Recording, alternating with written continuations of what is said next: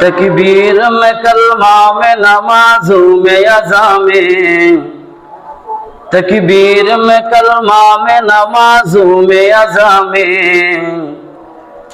नाम इलाही से मिला नाम मोहम्मद, नाम इलाही से मिला नाम मोहम्मद।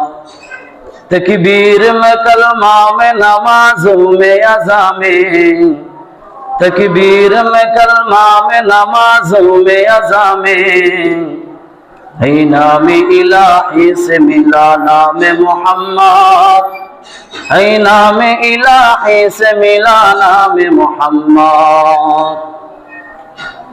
सिद्दीक तेरा नाम से इस्लाम रहेगा, सिद्दीक तेरा नाम से इस्लाम रहेगा, दुनिया की सदाकत में तेरा नाम रहेगा, दुनिया की सदाकत में तेरा नाम रहेगा।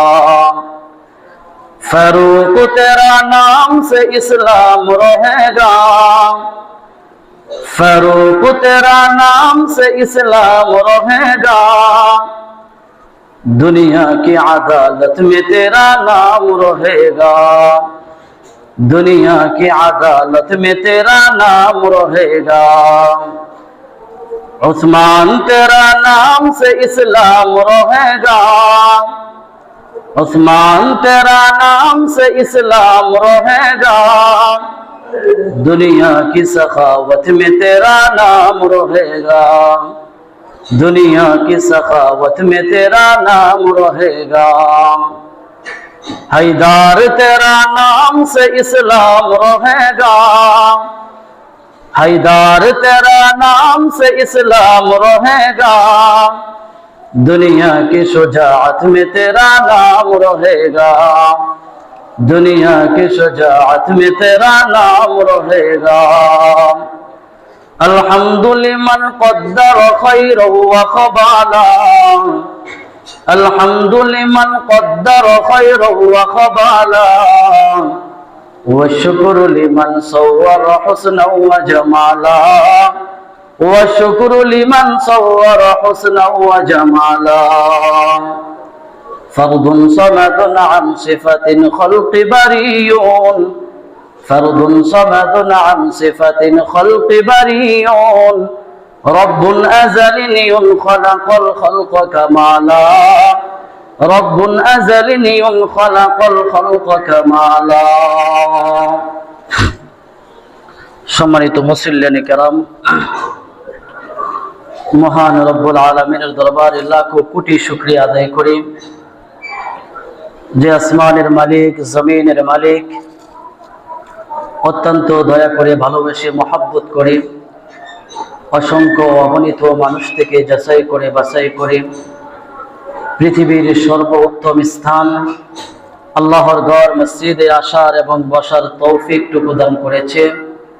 ওই আল্লাহর দরবারে কালিমাতু শুকর আদায় করি, সকলে বলে আলহামদুলিল্লাহ। দেখেন, অসংখ্য অগণিত মানুষ থেকে আল্লাহ রাব্বুল আলামিন আপনাকে আমাকে ইমানদার বানিয়ে আল্লাহর ঘর মসজিদে আসার তৌফিক দিয়েছেন। বান্দা যদি শুকর আদায় করে কিয়ামত পর্যন্ত, ওই কৃতজ্ঞতা শুকর আদায় যদি করতে থাকে, কিয়ামত পর্যন্ত করতে থাকবে, আল্লাহর শুকর আদায় হবে না। পৃথিবীর মধ্যে মানুষের অভাব নাই, কিন্তু ইমানদার পাওয়া খুব কঠিন। ইমানদার অভাব নাই, খাঁটি মুমিন পাওয়া খুব কঠিন। সমস্ত মানুষ থেকে, দুনিয়ার ফিতনা থেকে, পচা দুনিয়ার সমস্ত নিকৃষ্ট কাজ থেকে শ্রেষ্ঠ কাজ আল্লাহর ইবাদত করার তৌফিক দিয়েছেন। সকলে আবার বলে আলহামদুলিল্লাহ। এই দুনিয়ার ধন সম্পদ, দুনিয়ার বাড়ি গাড়ি কখনো কখনো মানুষের জন্য ফিতনা হয়ে দাঁড়ায়। দুনিয়ার ধন সম্পদ, দুনিয়ার বাড়ি গাড়ি, দুনিয়ার সব কিছু কিছু কিছু সময় মানুষের জন্য ফিতনা হয়ে দাঁড়ায়। আল্লাহ রাব্বুল আলামিন বলেন, ওয়া'লামু আন্নামা আমওয়ালুকুম ওয়া আওলাদুকুম ফিতনা। রাব্বুল আলামিন বলেন, পৃথিবীর মানুষ, ওয়া'লামু, জেনে রাখো, আন্নামা আমওয়ালুকুম ওয়া আওলাদুকুম ফিতনা, পৃথিবীর মানুষ জেনে রাখো, তোমার দুনিয়ার সম্পদ, তোমার দুনিয়ার আওলাদ, তোমার দুনিয়ার সন্তান সন্তানি কখনো কখনো তোমার জন্য ফিতনা হয়ে দাঁড়াবে। দুনিয়ার সম্পদ কিছু কিছু সময় মানুষের জন্য ফিতনা হয়ে দাঁড়ায়। দুনিয়ার বাড়ি কোনো কোনো সময় মানুষের জন্য ফিতনা হয়ে দাঁড়ায়। দুনিয়ার ধন সম্পদ কোনো কোনো সময় মানুষের জন্য পরীক্ষা স্বরূপ দাঁড়ায়। যে ধন সম্পদ, যেই বাড়ি গাড়ি মানুষকে মসজিদের দিকে ডাকে না,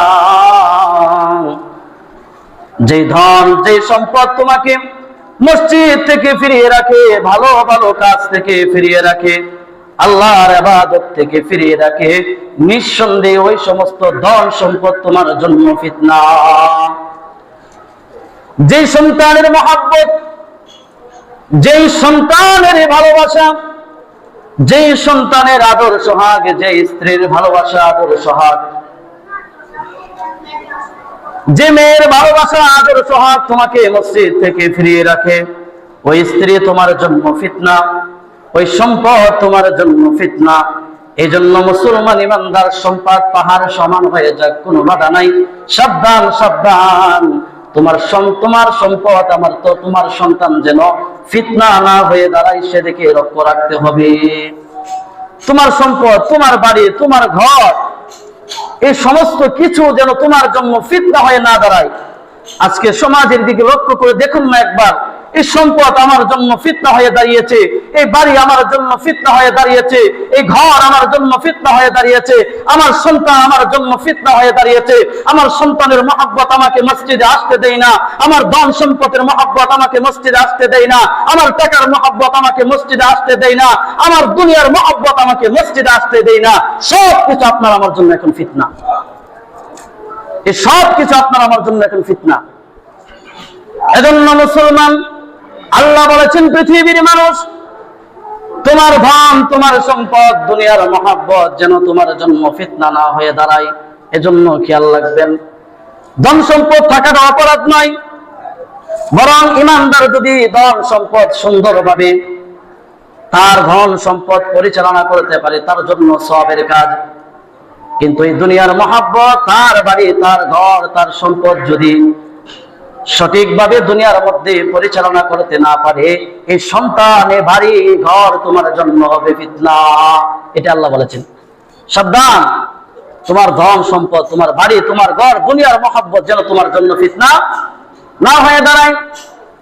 আল্লাহর নবী বিশ্ব নবী রাহমাতুল লিল আলামিন হাদিস শরীফের মধ্যে বলেছেন, প্রত্যেক উম্মতের জন্য একটা ফিতনা আছে, প্রত্যেক উম্মতের জন্য একটা ফিতনা আছে, প্রত্যেক উম্মতের জন্য একটা ফিতনা আছে। আর আমার উম্মতের জন্য ফিতনা হচ্ছে, পরীক্ষা হচ্ছে ধন সম্পদ। আমাদের জন্য পরীক্ষা কি?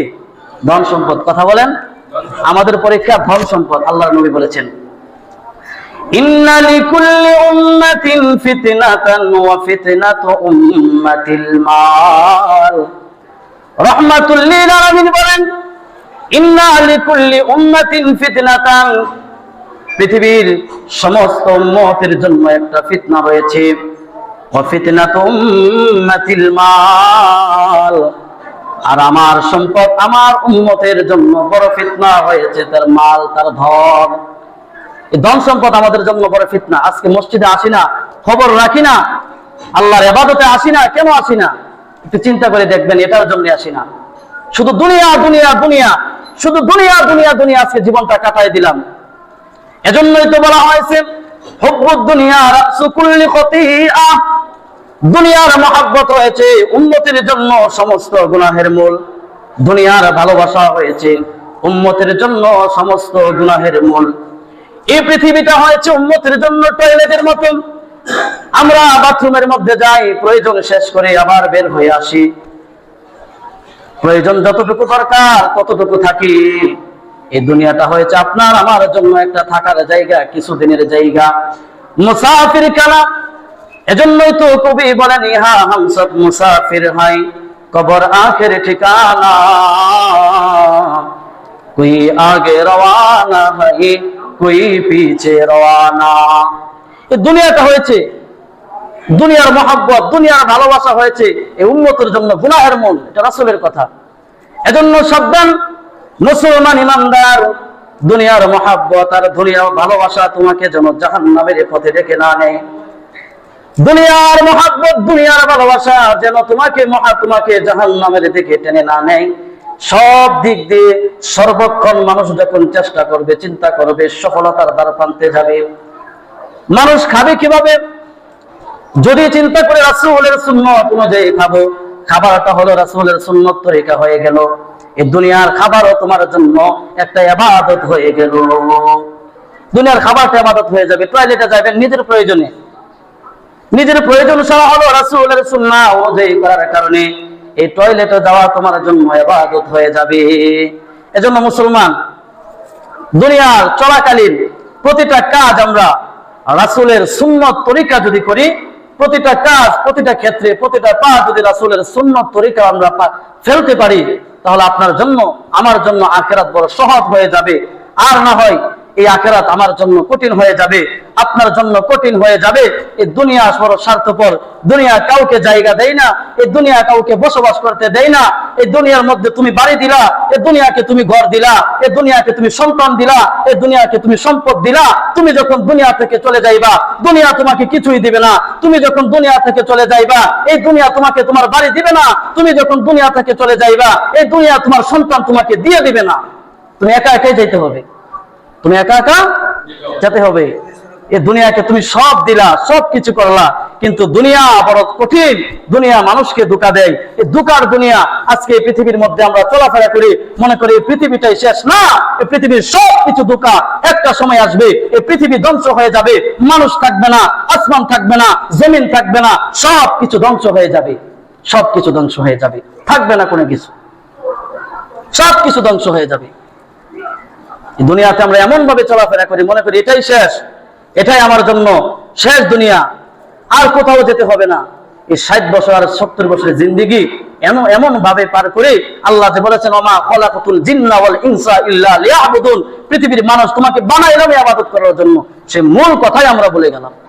এজন্য সাবধান, দুনিয়া পেছনে পড়ে নিজের সব কিছু তুমি ধ্বংস করে দিও না। তুমি যখন চলে যাবা, তোমার চলে যাওয়া তো তোমার জন্য কিয়ামত। তুমি যখন চলে যাবা, তোমার চলে যাওয়া তো তোমার জন্য একটা কিয়ামত। তোমার কিয়ামতকে বলা হয় তোমার জন্য মাউত, তোমার ব্যক্তিগত কিয়ামতকে বলা হয় তোমার জন্য মাউত। আর এই পৃথিবীটা যখন ধ্বংস হয়ে যাবে, পৃথিবীটা যখন শেষ হয়ে যাবে, সেটাকে বলা হয় কিয়ামত। এজন্য মানুষ ধ্বংসশীল, মানুষ ধ্বংস হবে, আসমান ধ্বংস হবে, জমিন ধ্বংস হবে, পৃথিবীর মধ্যে যা কিছু আছে সবকিছু ধ্বংস হবে। এই পৃথিবী থাকবে না। আল্লাহর নবী বলে দিয়েছেন তো, এই পৃথিবীটা হয়েছে আল্লাহ রাব্বুল আলামিনের কাছে শুধুমাত্র একটা মাছির দানা পরিমাণ মূল্য নাই। এই পৃথিবীটা আল্লাহর কাছে মাছির দানা, পর্যন্ত মাছির দানা আছে না, যে মাছি উড়াউড়ি করে, এই যে দানা আছে, আল্লাহ রাসূল বলেন এই পৃথিবীটা আল্লাহর কাছে মাছির দানা পরিমাণ মূল্য নাই। এই মূল্যহীন দুনিয়াতে আমরা এখন এই মূল্যহীন দুনিয়াটাকে এমন ভাবে গ্রহণ করেছি, মনে করি দুনিয়াতে আমার সবকিছু। আল্লাহর কাছে যে দুনিয়ার 2 পয়সার মূল্য নাই, ওই দুনিয়াটাকে আমরা মনে করি দুনিয়া আমার সবকিছু। বিশ্ব নবী রাহমাতুল লিল আলামিন রাস্তা দিয়ে হাঁটে, সাহাবায়ে কেরামকে সাথে নিয়ে রাহমাতুল লিল আলামিন কোন এক পথ দিয়ে হাঁটে। হঠাৎ করে রাস্তার মধ্যে কান কাটা মরা একটা ছাগল দেখতে পেলেন, কান কাটা মরা ছাগল।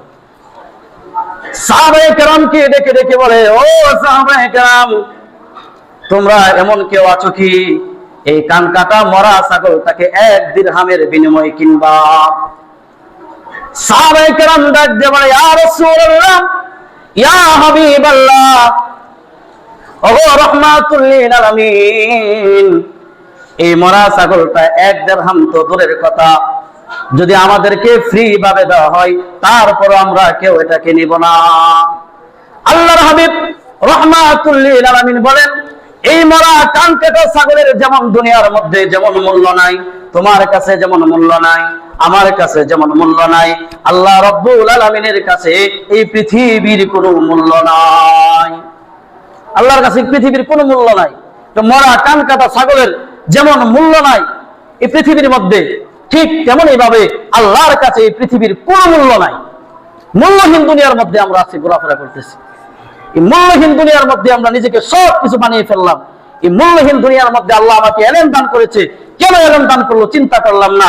আল্লাহ আমাকে সম্পদ দান করেছে, যুবক চিন্তা করে না কেন তাকে সম্পদ দান করেছে, যুবক চিন্তা করে না কেন তাকে যৌবন দান করেছে, নারী চিন্তা করে না কেন তাকে নারীত্ব দান করেছে, পুরুষ চিন্তা করে না পুরুষকে কেন পুরুষত্ব দান করেছে। চিন্তা নাই, বেপরোয়া ভাবে চলতে আছি, যে যেভাবে পারে বেপরোয়া ভাবে, হালাল হারাম কোনো দিকে চিন্তা নাই, চলতে আছি তো চলতে আছি। এজন্য মুসলমান দুনিয়ার মধ্যে চলবেন খুব সাবধান, হালাল হারাম একটু মেনে চলবেন। দেখবেন দুনিয়াতে আল্লাহ রাসূল বলেছেন আমল করো অল্প, কিন্তু সব সময় করো, সঠিকভাবে করো। এই অল্প আমল তোমাদের জন্য নাজাতের ওসিলা হয়ে যাবে। বলেন সুবহানাল্লাহ। অল্প অল্প আমল প্রতিদিন করবেন, কম কম আমল। যোহরের পর নামাজের পর অল্প আমল আছে, এগুলা করবেন। তাহলিল আছে, তাসবিহ আছে, দোয়া আছে, পড়বেন। ফজরের পরে দোয়া আছে, পড়বেন। শুধুমাত্র নামাজ জান্নাতের ব্যাপারটা এমন না, নামাজের পরে কিছু কিছু আমল আছে, কিছু কিছু তাহলিল আছে, তাসবিহ আছে, এগুলা পড়বেন। দেখবেন আল্লাহ রাসূল বলেছেন অল্প আমল তোমার জন্য নাজাতের ওসিলা হয়ে যাবে। সঠিকভাবে আদায় করবেন। মসজিদে আসলাম, তাড়াহুড়া ভাবে নামাজ পড়লাম, মসজিদে আসলাম মানুষকে দেখানোর জন্য নামাজ পড়লাম, যে আজকে শুক্রবার যদি না যাই তাহলে মানুষ আমাকে বলবে হায় রে মসজিদ মুসলমান ব্যক্তি ঘরের মধ্যে বসে আছে, মসজিদে যাই না। ওই চিন্তা করে নামাজে আসলাম, হবে না, নামাজ কবুল হবে না। আল্লাহকে খুশি করার জন্য বিন্দু পরিমাণ আমল করো, আল্লাহ এটাই আপনার জন্য নাজাতের ওসিলা বানায় দিবেন। বলেন সুবহানাল্লাহ। আল্লাহ তাআলা আপনাকে আমাকে দুনিয়ার সকল মহব্বত থেকে, দুনিয়ার সকল ভালোবাসা থেকে বেঁচে থাকার তৌফিক দান করুন। সকল বলেন আমিন। আল্লাহ রাব্বুল আলামিন কত মহব্বত করেছেন, ভালোবেসেছেন। আল্লাহর কাছে কোনোদিন দরখাস্ত করলাম না আল্লাহ আপনি আমাকে ঈমান দান করেন। আল্লাহ আমাকে আপনাকে ঈমান দান করেছেন। আছেন কেউ বলতে পারবেন যে আল্লাহর কাছে দরখাস্ত করেছেন, আল্লাহর কাছে বলেছেন? শুধু তাই নয়, রাহমাতুল লিল আলামিন আপনাকে আমাকে শ্রেষ্ঠ নবী, শ্রেষ্ঠ উম্মত হিসেবে প্রেরণ করেছেন। বলেন সুবহানাল্লাহ। আল্লাহর কাছে কোনোদিন বলেন আল্লাহ আপনি আমাকে ঈমান দান করেন, ঈমানদারের ঘরে জন্ম দেন, তারপরে আবার শ্রেষ্ঠ নবীর উম্মত হিসাবে বানান, কোনোদিন বললাম না। আল্লাহ কত বড় ইহসান করেছেন। ঈমানের শুকর আদায় করতে হবে। যদি ঈমানের শুকর আদায় যদি করি, কিয়ামত পর্যন্ত করতে পারবেন, হবে না, শুকর আদায় হবে না। ঈমান বড় দামি জিনিস, আল্লাহ রাব্বুল আলামিন ঈমান দান করেছেন। ঈমান বড় দামি জিনিস, ঈমানের বিনিময়ে দামি জান্নাত আল্লাহ দান করবেন। ঈমানের বিনিময়ে আল্লাহ কি করবেন? কথা বলেন, দামি জান্নাত দান করবেন। ঈমান কি জিনিস? দামি জিনিস না কম দামি জিনিস? কথা বলেন, ঈমান কি দামি জিনিস না? জান্নাত কি দামি জিনিস না? জান্নাত কি যে মন চায় সে যাইতে পারবে? কোন কাফের জান্নাতে ঢুকতে পারবে? কোন বেঈমান জান্নাতে ঢুকতে পারবে না। জান্নাত যেমন দামি, ঈমান তেমন দামি। এইজন্য আল্লাহ রাব্বুল আলামিন বলেন ঈমানের বিনিময়ে আমি আল্লাহ জান্নাত দিব। ঈমানের বিনিময়ে জান্নাত দিব। কিন্তু একটা কথা মনে রাখবেন, যখন যে জিনিসটা দামি হয় ওই জিনিসের পরীক্ষাটা বেশি হয়। যে জিনিস দামি হয় এই জিনিসের পরীক্ষাটা বেশি হয়।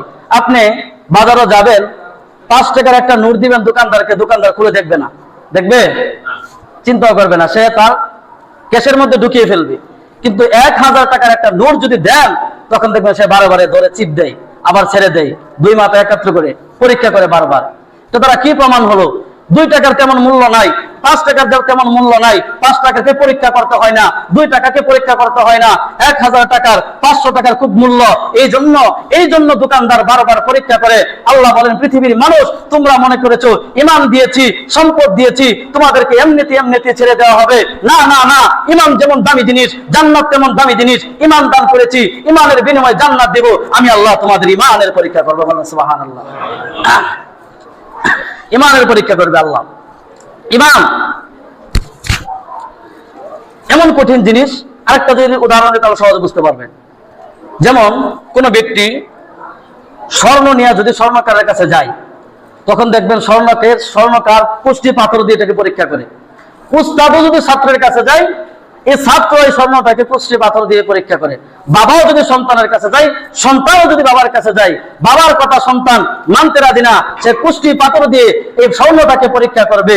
আল্লাহর কাছে ঈমান বড় দামি জিনিস, ঈমান বড় কঠিন জিনিস, জান্নাত বড় দামি জিনিস। এই জান্নাতকে এমনিতে দিয়ে দিবে না, এই ঈমানের পরীক্ষা আল্লাহ রাব্বুল আলামিন করবেন। এই জন্য আল্লাহ রাব্বুল আলামিন কঠিন পরীক্ষা করবেন, কঠিন পরীক্ষা করবেন। পরীক্ষা ছাড়া আল্লাহ রাব্বুল আলামিন আপনাকে আমাকে ছেড়ে দিবেন না। আপনাকে আমাকে আল্লাহ রাব্বুল আলামিন এমনিতেই অযথা সৃষ্টি করে নাই। আল্লাহ রাব্বুল আলামিন কোরআনের এক আয়াতের মধ্যে বলেন, আফাহাসিবতুম আন্নামা খালাকনাকুম আবাসা। ও পৃথিবীর মানুষ, আফাহাসিবতুম, তোমরা কি ধারণা করো, আন্নামা খালাকনাকুম আবাসা, যে তোমাদেরকে অযথা সৃষ্টি করা হয়েছে? তোমরা কি ধারণা করো যে তোমাদেরকে অযথা সৃষ্টি করা হয়েছে? না, তোমাদেরকে অযথা সৃষ্টি করা হয় নাই। তোমাদেরকে আল্লাহ রাব্বুল আলামিনের ইবাদতের জন্য সৃষ্টি করা হয়েছে। আর ইবাদত করতে গেলে আল্লাহ রাব্বুল আলামিন আপনাকে আমাকে পরীক্ষার সম্মতি করবেন। আল্লাহ রাব্বুল আলামিন কোরআনের অন্য আয়াতের মধ্যে বলেন, আল্লাযী খালাকাল মাউতা ওয়াল হায়াতা লিয়াবলুয়াকুম আইয়ুকুম আহসানু আমালা। ও পৃথিবীর মানুষ, তোমরা কি মনে করেছো তোমাদেরকে জীবন দান করেছি আমি এমনিতেই জীবন দান করে দিয়েছি, আবার তোমাকে মৃত্যু দিব? আমি আল্লাহ এমনিতেই মৃত্যু দিব না। আমি আল্লাহ তোমাকে জীবন দান করলাম, তোমাকে মৃত্যু দান করব এই পৃথিবীতে লিয়াবলুয়াকুম, একমাত্র পরীক্ষা করার জন্য। আমি আল্লাহ তোমাকে জীবন দিলাম, আবার মৃত্যু দিব, লিয়াবলুয়াকুম, পরীক্ষাও করব। পরীক্ষা ছাড়া তোমাদেরকে ছেড়ে দিব না। আমি কি পরীক্ষা করব? আল্লাহ রাব্বুল আলামিন কোরআনের এই আয়াতের পরের অংশ বলতেছেন, আইয়ুকুম আহসানু আমালা। আমি দেখতে চাই আমলের প্রতিযোগিতায় কারা অগ্রগামী। বলেন সুবহানাল্লাহ। আমলের প্রতিযোগিতা অগ্রগামী আল্লাহ দেখতে চাই। এখন চিন্তা করেন আমরা কোন প্রতিযোগিতা অগ্রগামী বেশি? আমরা দুনিয়ার প্রতিযোগিতা অগ্রগামী। দুনিয়ার মদ, দুনিয়ার জুয়া, দুনিয়ার যত নাফরমানি কাজ আছে সব প্রতিযোগিতায় আমরা অগ্রগামী। আজকে মদ, জুয়া, গুনাহের প্রতিযোগিতা, এই গুনাহের প্রতিযোগিতা আমরা অগ্রগামী। মাদক আসক্ত হয়ে আজ সমাজ ধ্বংস হয়ে যাচ্ছে। আল্লাহ বলেন আমি দেখতে চাই আমলের প্রতিযোগিতা কারা অগ্রগামী। আর দুনিয়ার মানুষ এখন হচ্ছে গুনাহের প্রতিযোগিতা অগ্রগামী। কার চেয়ে কে বেশি মাদক সেবন করতে পারে চিন্তা করে, যে সে তো আমার সমবয়সী, সে যদি মদ খায় তাহলে আমি ট্যাবলেট খাবো, এই প্রতিযোগিতায় আছে। সে যদি ট্যাবলেট খায় আমি ইয়াবা খাবো, এই যে প্রতিযোগিতা, গুনাহের প্রতিযোগিতা, জাহান্নামের দ্বার প্রান্তে তাদেরকে নিয়ে যাচ্ছে। এই গুনাহের প্রতিযোগিতায় আমরা আজকে পড়ে গেলাম, দুনিয়ার মহাব্বতের মধ্যে পড়ে গেলাম। আজকে গায়ে হলুদের মতো বিবাহ অনুষ্ঠানের মধ্যে মুসলমানদের জন্য গায়ে হলুদ সম্পূর্ণ হারাম। না, মুসলমানদের কোন রীতি নয়, মুসলমানদের কোন রেওয়াজ নয়। ডিজে গান বাজায় গায়ে হলুদ যে যেভাবে ইচ্ছা সেভাবে করতেছে। এটা জন্য তার রীতি নয়, তার ধর্মের সাথে যায় না, তার সে মুসলমান হিসাবে তার সাথে যায় না, তার এই চিন্তা নাই। আজকে গায়ে হলুদের মধ্যে যদি আমার নাতি নাচতে পারে, তাহলে আমরা মনে করি বাবা সফলকাম হয়ে গেছে, আমার নাতি নাচতে পারতেছে। এই সমস্ত নাফরমানি কাজ থেকে যতক্ষণ পর্যন্ত ঈমানটা না আসবে, এই ঈমান তাকে জাহান্নামে নিয়ে যাবে, এই নাফরমানি কাজ তাকে জাহান্নামে নিয়ে যাবে। আর যুব সমাজ দেখবেন ফ্রি ফায়ার, পাবজি আর মদ জুয়ার মধ্যে লিপ্ত হয়ে গেছে। গুনাহের প্রতিযোগিতায় তারা করে, সে চিন্তা করে সে একটা খেলা খেলে, আমি তার চেয়ে ভালো কি খেলা খেলা যায়, এই চিন্তা করে। সে মোবাইল কিনেছে খেলার জন্য, যে আমার মোবাইলটা বেশি কাজ করে না, হ্যাং করে মাঝে মাঝে, ভালো আরেকটা মোবাইল নেই যাতে আমি আর একটু ভালো খেলতে পারি। এই যে গুনাহের প্রতিযোগিতা চলতি আছে, গুনাহের প্রতিযোগিতা চলতি আছে। আল্লাহ বলেন আইয়ুকুম আহসানু আমালা, বান্দা আয় না, আসবে একবার, আমি দেখতে চাই আল্লাহ তুই আমলের প্রতিযোগিতায় কতটা অগ্রগামী। গুনাহ তো করে ফেলেছিস, অন্যায় তো করে ফেলেছিস। রাতের অন্ধকারে যখন মানুষ ঘুমিয়ে যায়, সমস্ত পশু ঘুমিয়ে যায়, সমস্ত পাখি ঘুমিয়ে যায়, মানুষগুলো যখন ঘুমিয়ে যায়, আয়না মসজিদের মধ্যে তোর ঘরের কোণার মধ্যে দাঁড়ায়া যা, আমি আল্লাহর কাছে কান্না কর, আমি আল্লাহর কাছে মাপ চা, আমি আল্লাহ থেকে ক্ষমা করে দেবো। বলেন সুবহানাল্লাহ। এজন্য আজকে থেকে প্রতিযোগিতায় আমরা নেমে যাই, আমলের প্রতিযোগিতা নেমে যাই। অন্যায় করে ফেলেছি, অবিচার করে ফেলেছি, নফসের উপর অন্যায় করেছি, জুলুম করেছি, মানুষের উপর অন্যায় করেছি, আল্লাহর কাছে ক্ষমা চাই। আল্লাহ অন্যায় তো করে ফেলেছি, আমি আল্লাহ তোমার কাছে মাপ চাই, তুমি যদি ক্ষমা না করো কার কাছে যাব? এই পৃথিবীর কোন মালিক যদি তার সন্তান, কোন মালিক যদি তার কর্মকর্তাকে বিদায় করে দেয়, ওই কর্মকর্তা অন্য কোন মালিকের দরবারে চলে যায়, ওগো আল্লাহ তুমি যদি মাফ না করো, দ্বিতীয় তো কোনো মালিক নাই, আমার তো দ্বিতীয় কোনো জায়গা নাই, তুমি তো আমার মালিক, কুকুরের নেই ঘুরে ফিরে আবার তোমার দরবারে আসি। এই বলে যখন বান্দা কান্না করবে, আমার বিশ্বাস আমার মালিক তাকে ক্ষমা করে দিবে। এজন্য মুসলমান ইমানের পরীক্ষা আল্লাহ করবেন। ইমান দামি জিনিস, দামি পরীক্ষা করবেন। আল্লাহ রাব্বুল আলামিন অন্য আয়াতের মধ্যে বলেন, আফাহাসিবতুম আন্নামা আহাসিবান নাসু আন ইউতরাকু আন ইয়াকুলু আমান্না ওয়া হুম লা ইফতানুন। আল্লাহ রাব্বুল আলামিন বলেন, মানুষেরা কি ধারণা করেছে, আইয়াতুরাকু, তারা বলবে মুখে মুখে, আইয়াকুলু আমান্না, যে আমরা ঈমান এনেছি, ওয়া হুম লা ইফতানুন, তাদেরকে কোনো পরীক্ষা করা হবে না, এমনিতেই ছেড়ে দেওয়া হবে। না না না, এই পৃথিবীর মধ্যে যত মানুষ আসছে তাদেরকে আল্লাহ রাব্বুল আলামিন পরীক্ষা করেছে, আপনাকে আমাকে পরীক্ষা করবেন। আল্লাহ রাব্বুল আলামিন অন্য আয়াতের মধ্যে বলেন, ওয়ালাকাদ ফাতান্নাল্লাযীনা মিন ক্বাবলিকুম, ও পৃথিবীর মানুষ, শুধুমাত্র তোমাকে আমি আল্লাহ পরীক্ষা করব না, তোমার পূর্ববর্তী যারা আছে তাদেরকেও আমি আল্লাহ পরীক্ষা করেছি। শুধুমাত্র আপনাকে আমাকে আল্লাহ পরীক্ষা করবে ব্যাপারটা এমন না, পৃথিবীর নবী রাসূল যারা আছে তাদেরকে আল্লাহ রাব্বুল আলামিন পরীক্ষা করেছেন। আল্লাহ রাব্বুল আলামিন পরীক্ষা ছাড়া কাউকে ছেড়ে দিবে না, সমস্ত মানুষকে আল্লাহ রাব্বুল আলামিন পরীক্ষা করবেন। নবী রাসূলদেরকে যদি পরীক্ষা করে, আপনার আমার জন্য পরীক্ষা কি আবশ্যক না? নবী রাসূলদেরকে আল্লাহ পরীক্ষা করতে পারে, আপনাকে কলিমুদ্দিন আর সলিমুদ্দিন, নবী রাসূলদেরকে পরীক্ষা করলে আপনাকে আমাকে অবশ্যই আল্লাহ পরীক্ষা করবেন।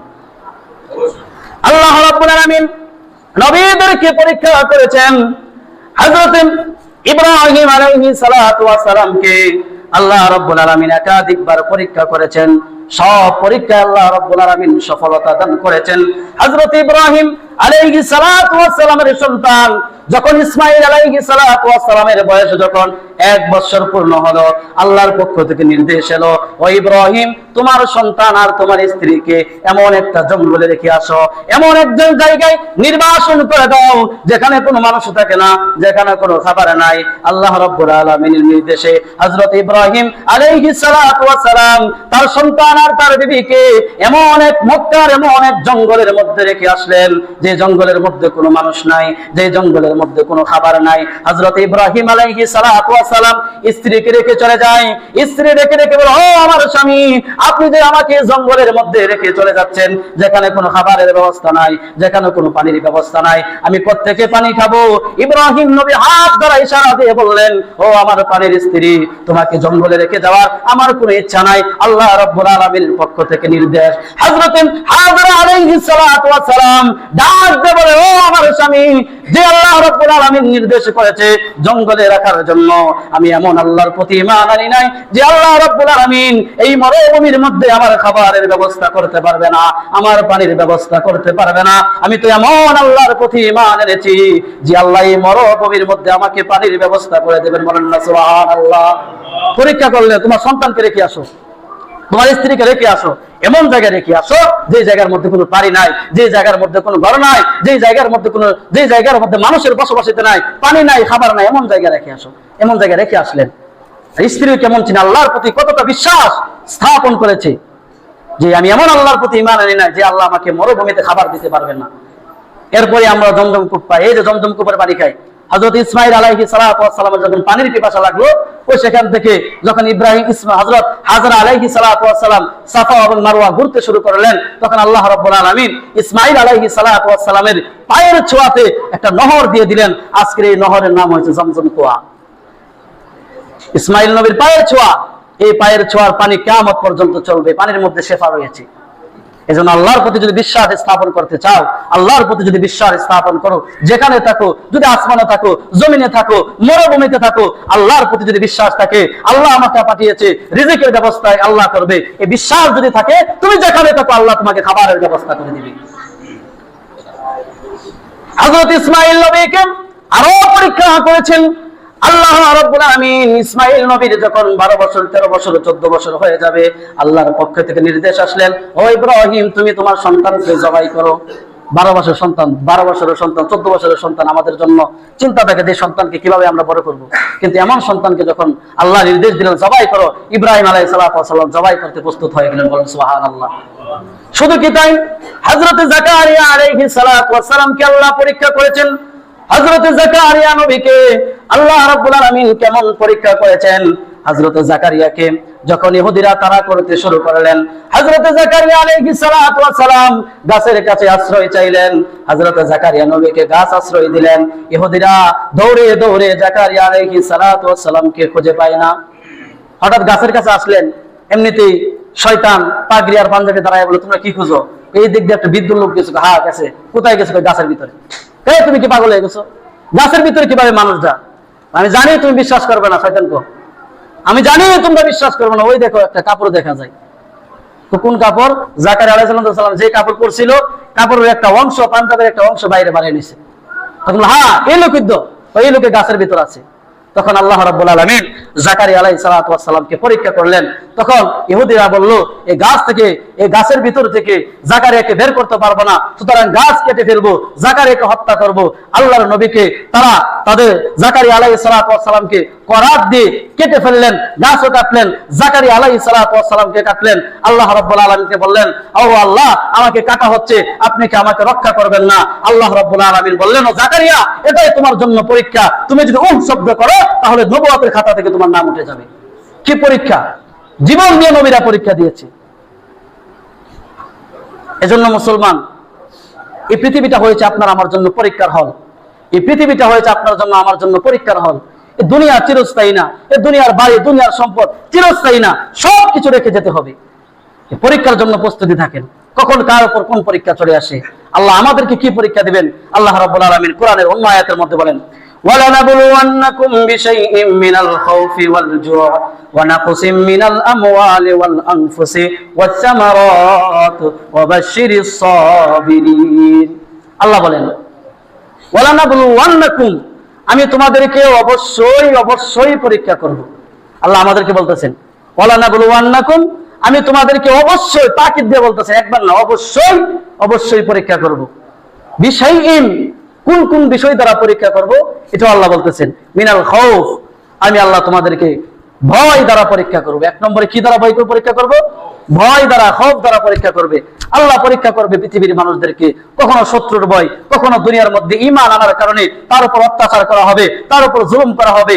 এই ভয় দিয়ে কোন কোন সময় ইমাম সাহেব, খতিব সাহেব মিম্বর থেকে হক কথা বলার কারণে, সুদের বিরুদ্ধে কথা বলার কারণে, ঘুষের বিরুদ্ধে কথা বলার কারণে, অন্যায়ের বিরুদ্ধে কথা বলার কারণে, মাদকের বিরুদ্ধে কথা বলার কারণে ইমামের উপর অত্যাচার আসবে, ইমামের উপর জুলুম আসবে। এটাই তার জন্য পরীক্ষা, এটাই ভয়, এটাই পরীক্ষা। আল্লাহ ইমামদেরকে পরীক্ষা করবেন, খতিবদেরকে পরীক্ষা করবেন, সমস্ত মানুষদেরকে পরীক্ষা করবেন, খৌফ দিয়ে, ভয় দিয়ে পরীক্ষা করবেন। আল্লাহ কোরআনের এই আয়াতের পরের অংশ বলেন, মিনাল জু, আমি তোমাদেরকে ক্ষুধা দ্বারা পরীক্ষা করব। আমি তোমাদেরকে ক্ষুধা দ্বারা পরীক্ষা করব। অনেক মানুষকে আল্লাহ রাব্বুল আলামিন ক্ষুধার্ত রাখেন, এই ক্ষুধার্ত রেখে রেখে আল্লাহ পরীক্ষা করেন। দেখেন, ক্ষুধার্ত থাকার পরও আমার আল্লাহ, আমার বান্দা আমাকে ডাকে কিনা, ক্ষুধার্ত থাকার পরও আমার বান্দা আমার প্রতি ফিরে আসে কিনা। আল্লাহ ক্ষুধা দিয়ে পরীক্ষা করবেন। আল্লাহ রাব্বুল আলামিন বলেন, জো, আমি তোমাদেরকে ক্ষুধা দ্বারা পরীক্ষা করব। পরের অংশ বলেন, ওয়ানাকুসিম মিনাল আমওয়াল, তার ধন সম্পদ ধ্বংসের মাধ্যমে আমি আল্লাহ পরীক্ষা করব। ধন সম্পদ দিবে আল্লাহ, প্রচুর ধন সম্পদ, হঠাৎ করে ধ্বংস করে দিবেন। বাড়ি দিবে, সম্পদ দিবে, হঠাৎ করে ধ্বংস করে ফেলবেন। আল্লাহ রাব্বুল আলামিন ওই বান্দাকে পরীক্ষা করে দেখেন, ধন সম্পদ আমি দিছি, আবার আমি আল্লাহ নিয়ে গেছি। আমি আল্লাহ ধন সম্পদ নেওয়ার পর আমি দেখতে চাই আমার বান্দা কতটুকু আমার প্রতি রাজি খুশি থাকে। আমি দেখতে চাই কতটুকু আমার আল্লাহর বান্দা আমার উপর রাজি আর খুশি থাকে। আল্লাহ রাব্বুল আলামিন পরের অংশ বলেন, ওয়াল আনফুসি ওয়াত সামারাত, আমি আল্লাহ তাদের ফল ফসলাদি ধ্বংসের মাধ্যমে পরীক্ষা করব। আমি আল্লাহ রাব্বুল আলামিন তাকে ধান দিলাম প্রচুর পরিমাণ, বৈশাখ মাস আসলো এমন বৃষ্টি দিলাম, সব ধ্বংস করে দিলাম। তারপরে আমি আল্লাহ পরীক্ষা করব, দেখবো আমার বান্দা আমার প্রতি রাজি খুশি আছে কিনা। কারণ যে আল্লাহ রাব্বুল আলামিন দানের ব্যবস্থা করতে পারেন, যে আল্লাহ রাব্বুল আলামিন এই ধান যখন ছিল না, আল্লাহ যেই ধান দিতে পারেন, ওই আল্লাহ তোমার রিজিকের ব্যবস্থা করতে পারেন, ওই আল্লাহ তোমার রিজিকের ব্যবস্থা করতে পারে। যখন দান ছিলই না, তখন এটা আল্লাহ দিছে। যখন চাউল ছিলই না, কোনো অস্তিত্ব ছিল না, তখন এটা আল্লাহ দিছে। আর যখন আল্লাহ বানাই দিল, ওইটাকে আল্লাহ বানাইতে পারবে না? অবশ্যই। আল্লাহ তো রিজিকের ব্যবস্থা করিয়ে দিছি। আমি মাঝে মাঝে বান্দাদের ধান সম্পদ সবকিছু ধ্বংসের মাধ্যমে পরীক্ষা করব। আল্লাহ রাব্বুল আলামিন এই সমস্ত পরীক্ষার পর বলেন, ওয়াবাশশিরিস সাবিরিন, এই সমস্ত কাজের মধ্যে যারা সবর করবে, যারা ধৈর্য ধরবে, অবশ্যই তাদের জন্য সুসংবাদ, তাদের জন্য সুসংবাদ। যারা সবকিছুর মধ্যে ধৈর্য ধরবে, যারা ধন সম্পদ ধ্বংস হয়ে যাওয়ার পর ধৈর্য ধরবে, তার সম্পদ আমি আল্লাহ দিয়েছি, ধ্বংস হয়ে যাওয়ার পর যারা ধৈর্য ধরবে, তার সন্তান আমি আল্লাহ দিয়েছি, সন্তান যখন চলে যাবে, সন্তানের যখন মৃত্যু হবে, যারা ধৈর্য ধরে আমি আল্লাহ দেখবো, যারা ধৈর্য ধরবে তাদের জন্য অবশ্যই, তাদের জন্য সুসংবাদ। আল্লাহ রাব্বুল আলামিন আপনাকে আমাকে ইমানের পরীক্ষার মধ্যে উত্তীর্ণ হওয়ার তৌফিক দান করুন, সকল বলুন আমিন। ইমানের পরীক্ষায় আপনাকে আমাকে আল্লাহ রাব্বুল আলামিন